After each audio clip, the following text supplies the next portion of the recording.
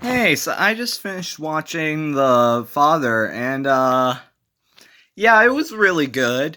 I think I agree with what a lot of people have been saying now that I've finally finished the final nominee I've been needing to watch for like Oscars season, which was yeah, Minari should have won Best Picture, and Anthony Hopkins' role was the by far the leading like candidate for Best Actor, and he more than deserved to win over Chadwick Boseman, which Chadwick Boseman was great in Ma Rainey, but Anthony Hopkins just blows him out of the water with this movie. Like, he is absolutely incredible in this movie.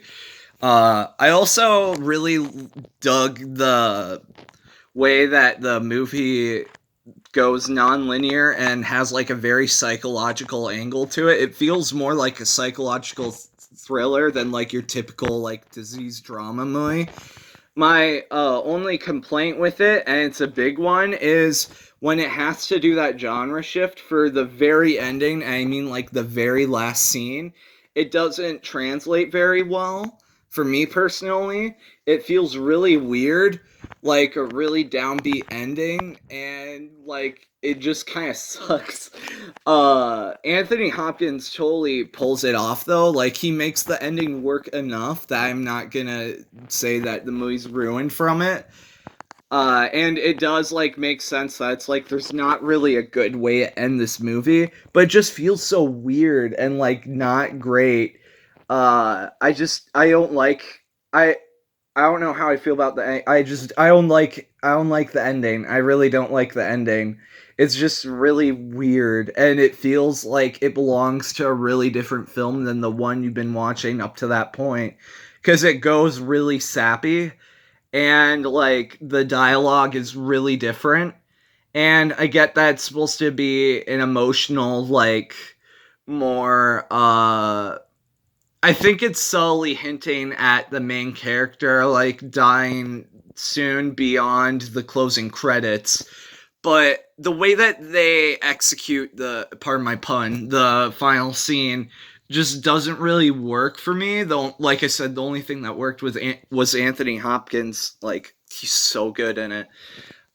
This movie very much has a I'm thinking of ending things approach to it, which I really liked, where everyone that's watching the movie is having a totally different experience of what they think they're seeing, because so many details are constantly changing that it leaves you feeling like the main character, where you're distressed and disorientated and confused because things keep changing that aren't meant to change, and you're put in the headspace of someone with the disease, and it works really well for helping you understand it. If you've seen that one episode of Castle Rock, or what was the other one that did this? There's something else that also did this. Anyways, I've seen other examples of doing this before, but I know that this was the go-to for like seeing like how this disease worked. I just watched Supernova not long ago, and that was one that dealt with it. That was recent, but yeah. Yeah, I'm still like not 100% like, yeah, on the ending. The ending just soils it for me. It keeps it from feeling as rewatchable as like the rest of the movie feels. It just, I don't know. Maybe it's because I hadn't experienced it in the real world myself, or just like the icky feeling like it gives me, like of it having that sensation of going through what those people go through at the very end. I don't like that. I don't know what it is. If that's what it is, I don't know.